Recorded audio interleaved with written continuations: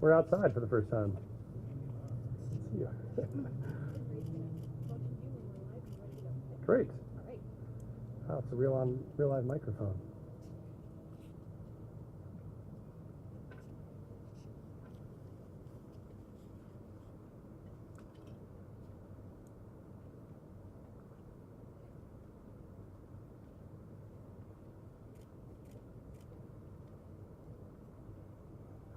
Hello, y'all. Thank you so much for joining today. I'm excited to have you here.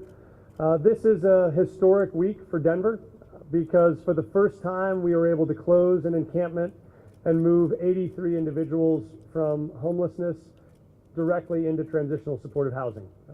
There were a couple of very powerful parts of this week that underscored, we think, the strength of the strategy we're using and why we know that it's working. A couple of things that are powerful. One is that of the 83 people we moved from an encampment into housing, all 83 of those individuals accepted the offer of housing. We didn't have a single individual who denied that offer. I think there's been some questions throughout this process of are there folks that are unhoused that really don't want housing or won't take housing. What we've believed all the time, we've known, and now we've demonstrated is that if you do offer people dignified, stable, transitional housing options, they will not only want that housing, they will jump at the chance to get access to that. And so that was a great affirmation of the strategy currently. The second thing we found this week is that enabled us to do what we always said we would do, which is both get people out of unsheltered homelessness and into housing, and then also be able to close those encampments and keep them closed. So we have now closed that encampment around 7th and 8th in Grant and Logan, and that is a site we will now keep closed to future camping with the knowledge that those individuals that were there, we were able to transition off of the streets and into housing.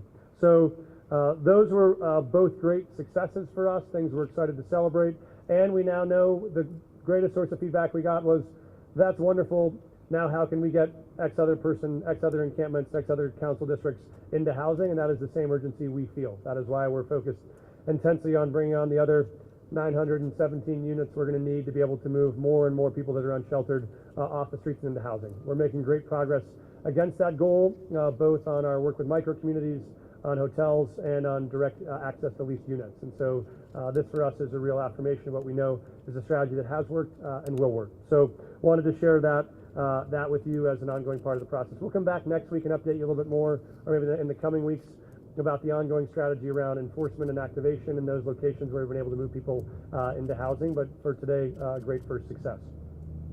I also do want to give you an update while we're here about developments around migrant arrivals to the city. As people may know or may have noticed, we have had a significant influx of migrants, mostly due to Governor Abbott in Texas, who has been chartering buses full of migrants to arrive in the city and county of Denver. Right now, our daily average is around 240 migrants that are arriving per day. As of today, our total count of individuals in shelter is close to 1,900. And so we know that is a significant increase to the amount of support we need to provide. But we do have some other exciting updates we want to give you in this context. One thing you may have noticed, I had the chance to visit with Secretary Mayorkas maybe, a month and a half or 2 months ago when he was in Denver to talk about the fact that one of the biggest challenges we face with migrants was that one of the first things I hear when I talk to newcomers is they will say, first and foremost, where can I get a job? I want to work. All I want is a chance to work, support myself, support my family. I don't need any charity, I just need a job. And what we know is we have people here who want to work. I also get calls from employers around the city who want to hire the people that have arrived. And we had a federal government that was in the way of employees who want to work and employers who want to hire them. We advocated to the Secretary to make changes to that policy. This past week, they made two critical changes. One was that Venezuelan immigrants who have arrived that are seeking asylum are now eligible for temporary protected status. Anyone that's arrived before July 31st. That also means they're eligible to apply for work authorization. That means they can get access to, apply for, and receive jobs. We will pivot our support services to making sure we help those folks get work authorization and be able to get to work and be able to support themselves, which they're excited to do.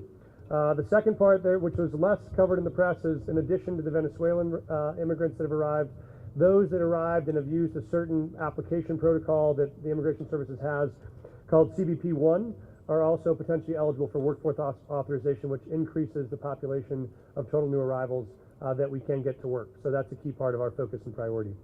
The other one is we have released our RFP for services. You all may remember previous to our arrival, there was a debate about a single source contract or a large contract to provide services. The City Council wanted a different structure to that contract, so they decided to withdraw it before we arrived.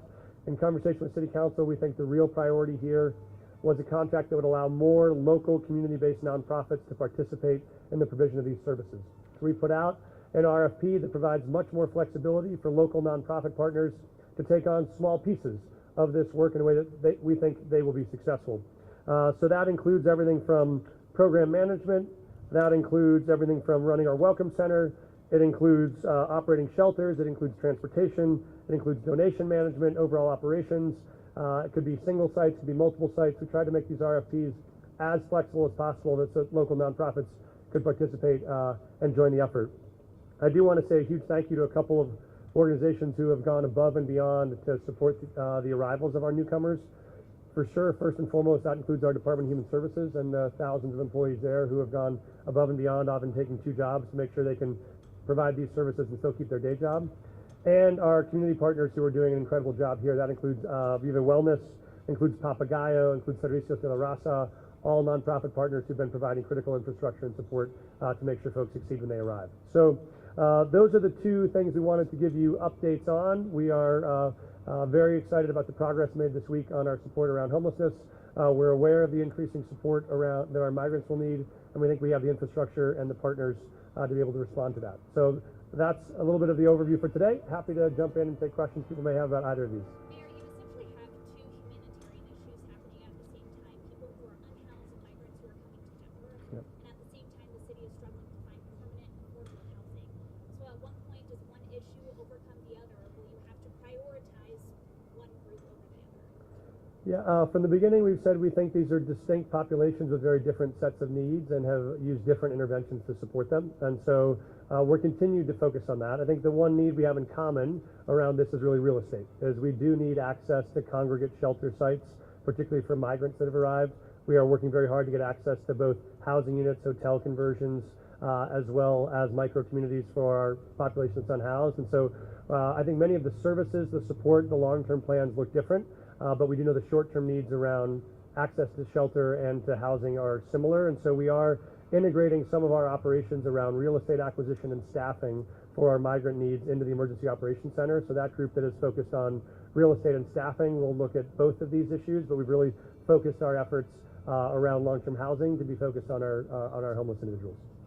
I also noticed in the dashboard, for a long time we haven't seen migrants staying in city facilities, and today we've seen nearly 40 on the dashboard. Have you had to open new facilities, and do you have plans to open more in the future? We are working on opening new facilities. We're working on partnering with community-based organizations. We're in talk with a number of community partners who've expressed interest in offering up and sharing facilities with us. So we think we're within a couple of days of being able to obtain some new sites that could be congregate shelter.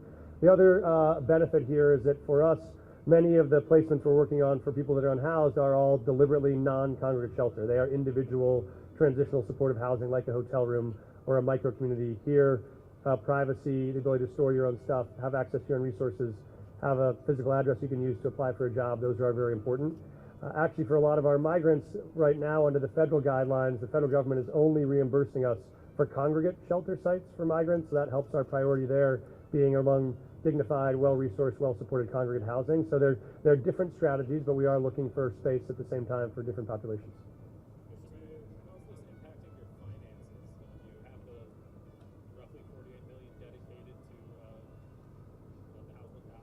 Yep.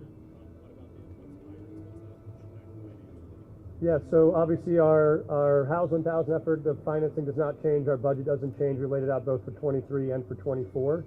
We have laid out a proposed budget for 2024 that lays out $20 million directly allocated to the migrant crisis, so we are preparing for what we know is coming.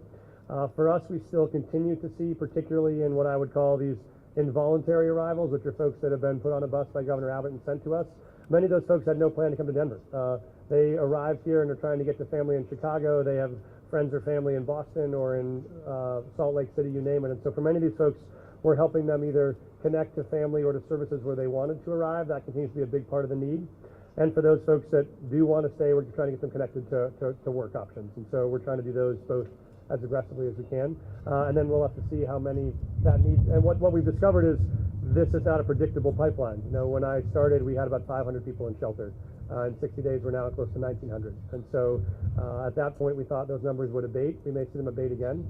But we right now have that budget allocated, and we have to see how fast we burn through it based on the need. Yes, sir.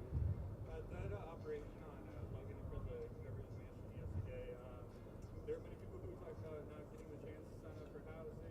Is there some way to get housing, or do you just have to wait for the suite? Thank you. So I think a really important distinction here, which is this is a closure of an encampment. It is not a sweep. A sweep is the term that was used when you had no place to move people. You literally, the concept behind sweeping, which I think is an offensive term but has been used in casual conversation, was that because there was no place for someone to go, you were literally pushing them from one block to the next. That's where the term sweeping came from. The idea here is fundamentally different, which is to say the reason we focused on not doing sweeps except for when we had to in cases of public health or public safety risks, is that the focus was to move towards closures. And in those closures, we want to move people out of encampments and into transitional supportive housing. We do know, we did learn something from this site, which was once we went to talk to the residents of that encampment to tell them we were moving them to housing, that word got out. And there were another 15, 20, 25 people who then showed up at that site believing they would have access to housing. We originally only had 70 units, and so we focused on this site as the first location because that encampment had about 70 residents. So it was the right size to be able to move people into the units that we had. It was a great success. We were able to find another 13 units to move 83 people from that site into transitional housing. But the reason why there were some folks that didn't get access to housing from that site was because the numbers increased from the moment at which we created a point-in-time count of that list to the moment at which we moved people. And so there were some folks that were on waiting lists we were able to house. There were others that we were not able to. But for us, that was a sign that this is what's going to happen. That when we offer housing, if people are so anxious to get access to that, we will see in-migration into encampments where we're doing rehousing. We're prepared for that. We'll learn from that. We'll adjust the size of housing units that we move forward on with that. But we do know who those folks are. We have their names and contact information. We have them on priority lists as additional units become available. Does that mean that the closures are an easy way for someone to get in their house? It does not mean it's the only way. There are plenty of ways. But from the beginning, we have focused our strategy on being able to solve two problems in the city at the same time. One is people that are unsheltered, living on the streets, for whom their lives are at risk every day, and getting them into dignified, stable housing. That is goal one. Goal two is also to close encampments around the city and keep those encampments permanently closed. And the reason why we focused on both of those strategies at once is why we prioritize those people who we see as most at risk. Don't need to remind you all that we've had more than 30 individuals who've died outdoors on the streets of this city just since I've taken the oath of office. So we know it truly is life or death for folks that are in encampments. We know there are lots of needs in other parts of the homeless continuum, people that are doubled up on couches or living in and out of vehicles.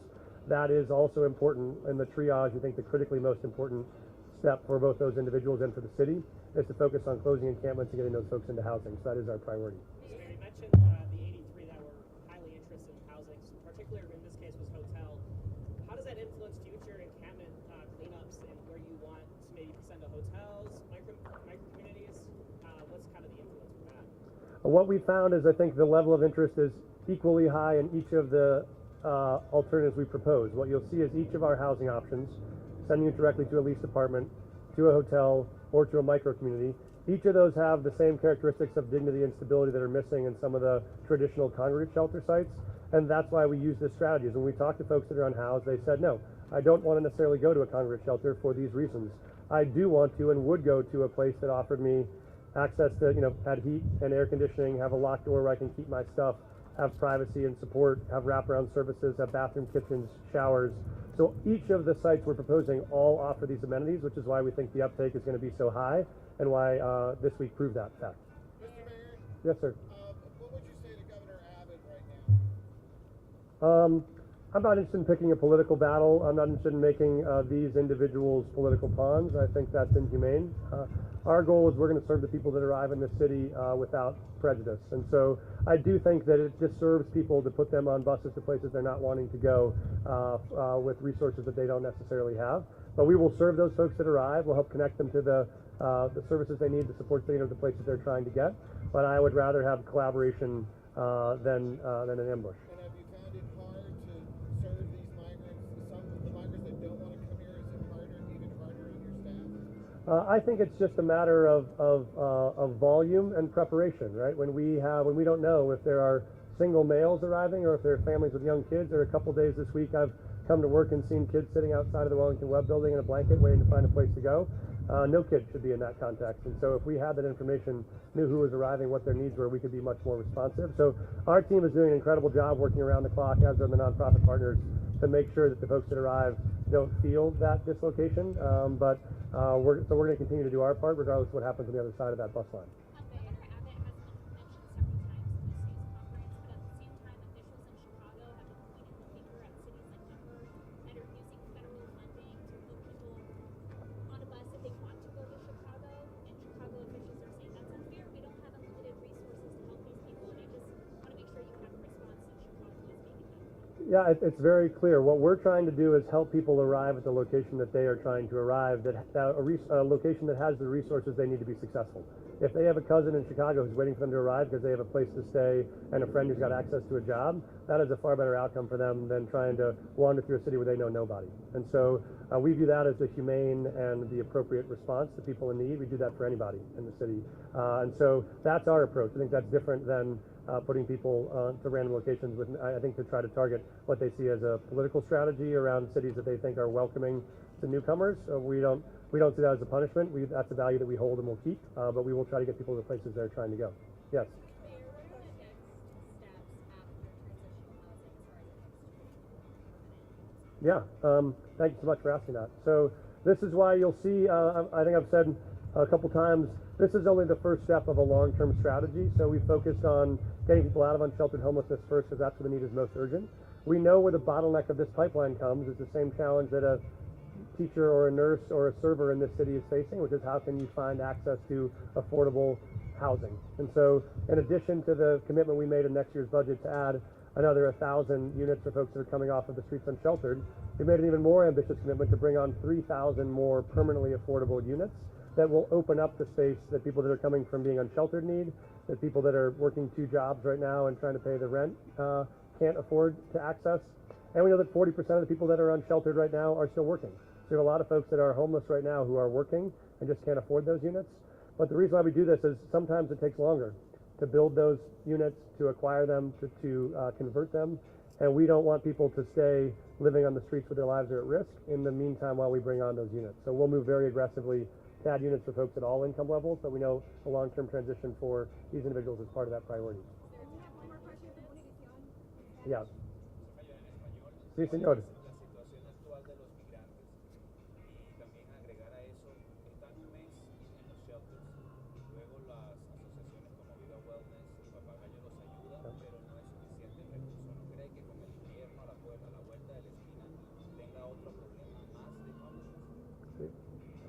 Sí, eso es un gran problema y ya estamos enfocando en eso. Y lo que estamos en este momento es que tenemos el mes donde podemos dar gente acceso a los shelters.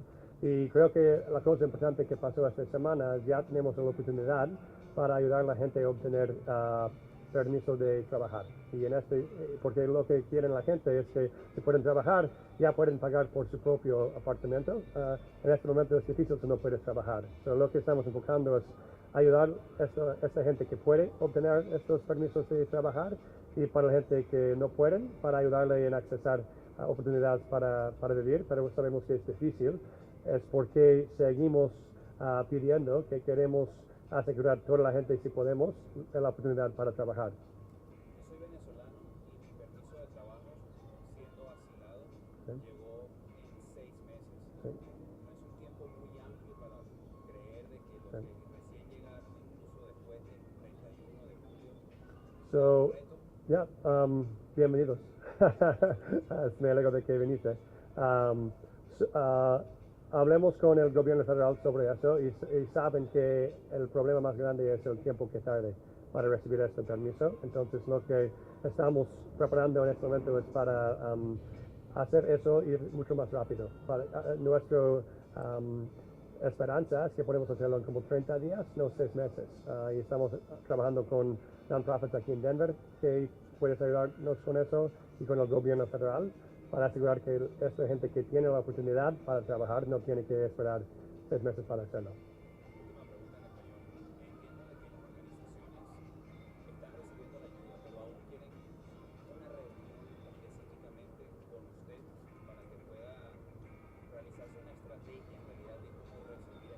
Ujú. Como usted bien decía, si son single ones, si vienen en pareja o incluso el background. Para trabajar juntos con estos non-profits, eso es lo que dices. Ya, sí, vamos a poner nuestro RFP ya en el CAE, gente puede aplicar por eso. También sabemos que necesitamos más apoyo del gobierno federal y estatal para más dinero, entonces estamos hablando con ellos también para que podemos dar más apoyo a estos non-profits que están haciendo este trabajo. So, sí, estoy alegre para hablar con ellos para ver cómo podemos arreglar el trabajo juntos, pero ellos van a ser nuestros compadres más importantes en este trabajo. No, gracias. Closures. Yes, those are closures. Is cleanups valid? I think they're different, but I would still call them closures. We're moving people to housing. Thank you. Thank you so much for having me.